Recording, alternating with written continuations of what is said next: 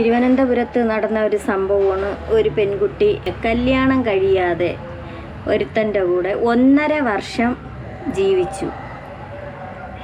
പ്രവീൺ പരമേശ്വരൻ എന്നാണ് അവൻ്റെ പേര്. ആ പെൺകുട്ടി പേര് പറയുന്നുണ്ട്, അതുപോലെ ഒരു മീഡിയയുടെ മുന്നിൽ സംസാരിക്കുന്നുണ്ട്. എനിക്ക് ഇന്ന കാര്യങ്ങൾ സംഭവിച്ചു, 2 പ്രാവശ്യം പ്രഗ്നൻ്റ് ആയി. അതിൽ ഒരു പ്രാവശ്യത്തെ കാര്യം പറയുന്നില്ല. അതിനുശേഷം ഒരു പ്രാവശ്യം എനിക്ക് തോന്നുന്നു ഇനി അബോർഷൻ ആക്കിയതാണോ ആയിപ്പോയതാണോ എന്നറിയില്ല. 2ാമത് ഈ കുട്ടി പ്രഗ്നൻ്റ് ആയിരുന്നു. കല്യാണം കഴിക്കണ്ട എന്ന് ഈ ഭർത്താവ് പറയുന്നു, രജിസ്റ്റർ ചെയ്യണ്ട എന്നാണ് പറഞ്ഞത്. കാര്യം അയാൾക്ക് ഈ പെൺകുട്ടി ഇങ്ങനെ അങ്ങ് കഴിഞ്ഞു പോകണം. പെൺകുട്ടി പ്രഗ്നൻ്റ് ആയതിന് ശേഷം ഈ പെൺകുട്ടിക്ക് പേടിയായി, അതിന് രജിസ്റ്റർ മാരേജ് എങ്കിലും ചെയ്യണം എന്നുള്ളൊരു രീതി വന്നവിടെ.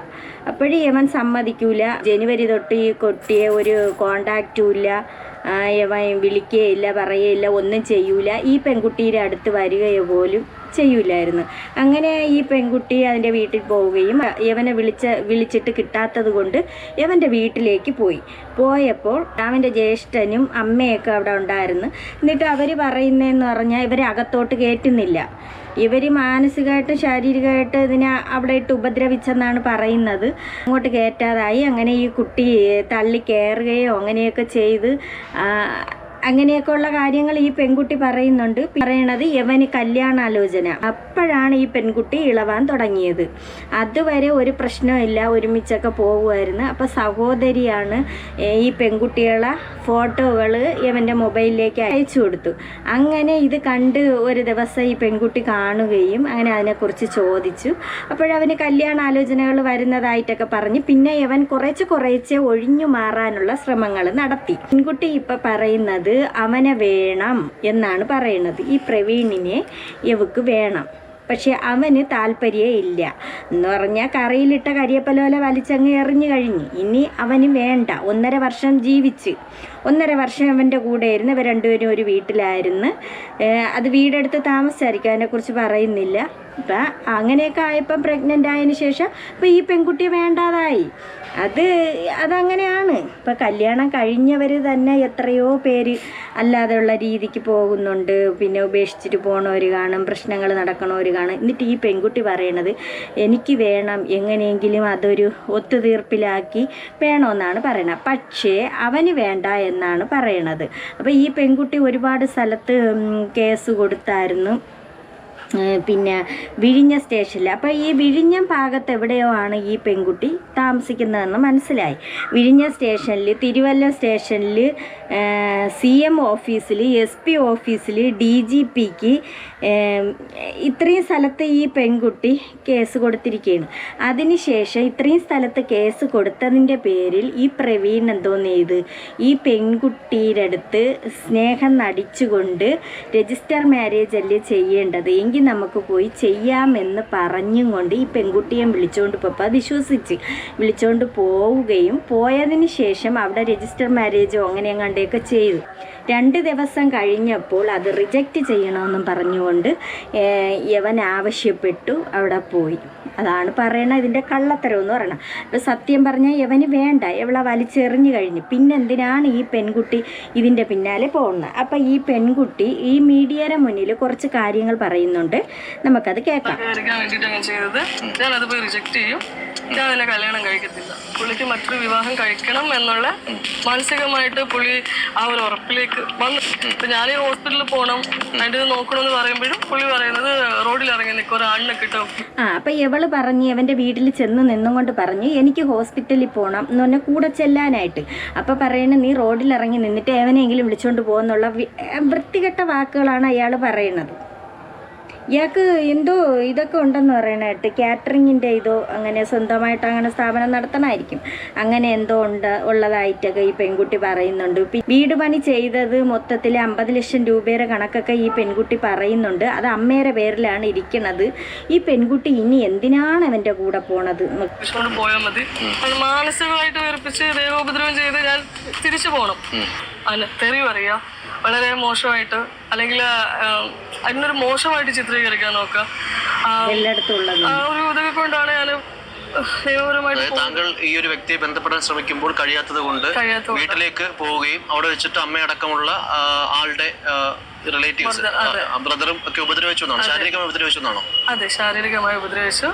അസഭ്യമായിട്ട് ഒത്തിരി അസഭ്യമായിട്ട് സംസാരിക്കുകയും ചെയ്തു. അവരുമായിട്ടൊന്നും യാതൊരു രീതിയിലും അവരുമായിട്ടൊരു ഒത്തുതീർപ്പ് അല്ലെങ്കിൽ ഒരു എനിക്കത് ഭയങ്കര ബുദ്ധിമുട്ടായിരുന്നു.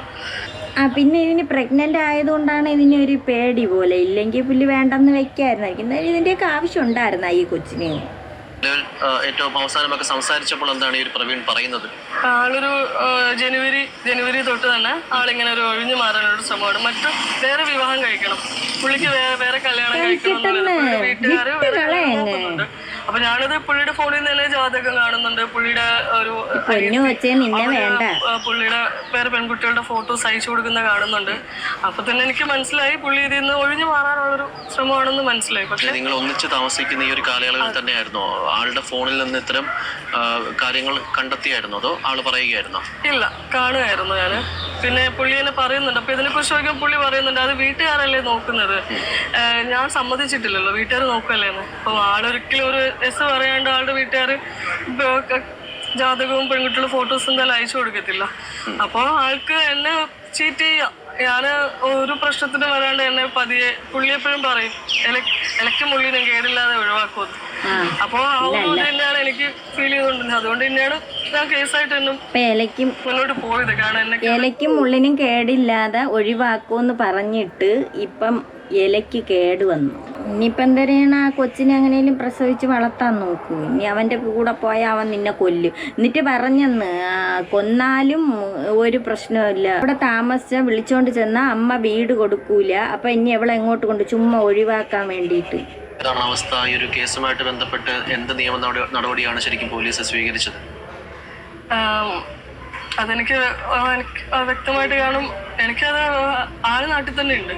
ആള് ഒളിവിലാണെന്ന് പറഞ്ഞിട്ടും ആള് നാട്ടിൽ തന്നെ ഉണ്ടായിരുന്നു. ആളുടെ കടയിൽ വരണുണ്ട്, ആളുടെ വീട്ടിലുണ്ട്. അപ്പൊ ആൾക്ക് ജാമ്യം കിട്ടിയിട്ടില്ല. അതെ, പാർശ്വലൂർ തന്നെയാണ്, ഈശ്വർ ഈവൻസ് ആൻഡ് കാറ്ററിംഗ്. പുള്ളി വരുന്നുണ്ട്, പുള്ളിയുടെ സ്റ്റാഫ് വരുന്നുണ്ട്, പുള്ളി വീട്ടിൽ തന്നെ ഉണ്ട്. ഇതിപ്പോ പലരും കണ്ടിട്ടുണ്ട് പുള്ളി അവിടെ ഉള്ളത്. അപ്പോഴൊക്കെ ഞാൻ സ്റ്റേഷനായിട്ട് ബന്ധപ്പെടും, ഇങ്ങനെ കണ്ടായിരുന്നു, ആളവിടെ ജാമ്യം കിട്ടിയിട്ടില്ല. അപ്പോൾ ആളിങ്ങനെ അവിടെ ഉണ്ടല്ലോ എന്ന് പറയുമ്പോൾ തന്നെ ഇല്ല, സ്പെഷ്യൽ സ്ക്വാഡാണ് അന്വേഷിക്കുന്നത്, ഒളിവിലാണെന്നാ പറയുന്നത്. പക്ഷെ ആളവിടെ തന്നെ വന്നു പോകുന്നുണ്ട്. പിന്നെ എനിക്കൊരു അവരിങ്ങനെ ഒരു പരിധിയിലപ്പുറം സ്റ്റേഷനിലോട്ട് വിളിക്കാനുള്ളൊരു ബുദ്ധിമുട്ടുണ്ടായിരുന്നു ഇങ്ങനെ വരുമ്പോ. വേണ്ട, 5 കേസ് തന്നെ ആയി, ഇനി അല്ലെങ്കിൽ ഒന്നുകൂടെ കൊടുത്തോ, ഒരു കേസ് കൂടെ കൂടും, അപ്പം 6 എണ്ണം അടി കിട്ടും കേട്ടാ. ചുമ്മാ അടന്ന് കേസ് കൊടുക്കണം കളഞ്ഞിട്ട് പോ, ചുമ്മാ ആവശ്യമില്ലാതെ കിടന്ന് അടി കിട്ടും കേട്ടോ. ഇതൊക്കെയാണ് കാര്യങ്ങൾ. എനിക്ക് പറയാനുള്ളത്, ഈ പെൺകുട്ടി എന്തിനിങ്ങനെ വലിഞ്ഞഴഞ്ഞ് അവൻ്റെ പിന്നാലെ പോണത്? കൊന്നാലും പ്രശ്നമില്ല, ചിലപ്പോൾ ഞാൻ കൊല്ലാനും മടിക്കൂല എന്നാണ് പറയണത്. ആ അമ്മാവി അമ്മയും ശരിയല്ല കേട്ടോ, അവൻ്റെ അമ്മയും ശരിയല്ല ആള്, അത് നമുക്കറിയാം. എന്ന് പറഞ്ഞാൽ വീട്ടിലോട്ട് കയറ്റൂല, അമ്മാവിയമ്മ തടഞ്ഞ്, ഇങ്ങനെയൊക്കെയുള്ള പ്രശ്നങ്ങളുണ്ട്. ഒരു ഗർഭിണിയായ ഒരു പെണ്ണ് വന്നിട്ട് വെളിയിൽ വന്ന് നിന്നിട്ട് തടഞ്ഞ് അടിക്കാൻ ഒരുങ്ങണം, ഉപദ്രവിച്ച് ദേഹോപദ്രവം ചെയ്തെന്ന് അമ്മാവിയമ്മ. ഇനിയിപ്പം ചെയ്യണം എന്തോന്നാണ്? ഇനി എൻ്റെ പൊന്നു കൊച്ച്, നീ പോയി പേറ്, നീ ഹോസ്പിറ്റലിൽ പോ, കൊച്ചിനെ വെച്ചോണ്ട് വാവാട്ടി ഒരു സ്ഥലത്ത് ഇരി. ഇനിയിപ്പം അല്ലാതെ നമ്മളെന്തേരാണ് പറയണത്? ജനങ്ങളെല്ലാവരും ഇത് തന്നെ പറയും, അല്ലാതെ പിന്നെന്തോന്നാണ് ചെയ്യണം? ഇവിടെ കല്യാണം കഴിഞ്ഞ് നേരെ പോണവർക്കൊന്നും ജീവിതം ഇല്ല. ഇതിപ്പോൾ 1.5 വർഷമായി അവർ ലിവിങ് ടുഗദർ. എന്തേരാണ് ലിവിങ് ടുഗദറായിട്ട് കഴിഞ്ഞിട്ട് പ്രഗ്നൻ്റായി. ഇനിയിപ്പോൾ ഒരു കൊച്ചിനെ എടുത്ത് കളഞ്ഞായിരിക്കും, അബോർഷനായി പോവേ കളയാൻ കണ്ട ചെയ്ത്. രണ്ടാമത്തത് കളയണ്ടെന്ന് വിചാരിച്ച് അവൻ പറഞ്ഞിട്ടുണ്ട്, ഞാൻ വീടൊക്കെ വെച്ചതല്ലേ, നിന്നെ അവിടെ കൊണ്ടുപോയി താമസിക്കാമെന്ന് പറഞ്ഞപ്പം കൊച്ച് കള്ളി അത് വിശ്വസിച്ച്. ഇങ്ങനെയൊക്കെ വിശ്വസിക്കാൻ പാടുണ്ടാ? ഒന്നും പാടില്ലാത്ത കാര്യങ്ങളാണ്.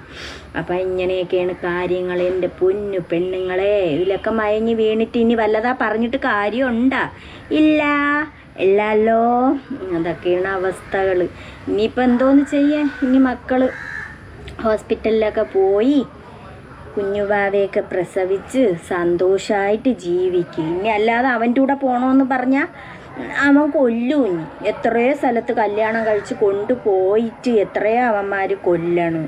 അതുപോലെ എന്തിനാണ് ഇനി ഈ കൊച്ചിനെ വലിച്ചെറിഞ്ഞ് കരിവേപ്പല പോലെ പഴവിയപ്പം വലിച്ചെറിഞ്ഞ് അതെങ്ങനെയാണ്? ഒരുവിധപ്പെട്ട പഴവി വരുമ്പോൾ പിന്നെ അവർക്കത് വേണ്ട, ഒരു പുതിയത് പിടിക്കും. അതങ്ങനെയാണ് സ്വാഭാവികമായിട്ട്. അപ്പം അതിൽ നമുക്ക് കുറ്റം പറഞ്ഞിട്ടൊന്നും കാര്യമല്ല. എൻ്റെ പൊന്നു കുട്ടി, നീ സന്തോഷമായിട്ടിരിക്ക്, കുഞ്ഞുവാവെ പെറ്റ് വളർത്ത്. ഇതൊക്കെ തന്നെ പറയാനുള്ളതും. എന്തായാലും പ്രവീണെ കൊള്ളാം. പ്രവീൺ അന്തസ്സായിട്ട് നടക്കണം. ഈ കുട്ടി 5 സ്ഥലത്ത് കേസ് കൊടുത്തു കേട്ടാ. ഇനിയിപ്പോൾ 6ാമത്തെ ഒരു സ്ഥലത്തും കൂടെ അല്ലാതെ എന്തോന്നാണ് ചെയ്യണത്?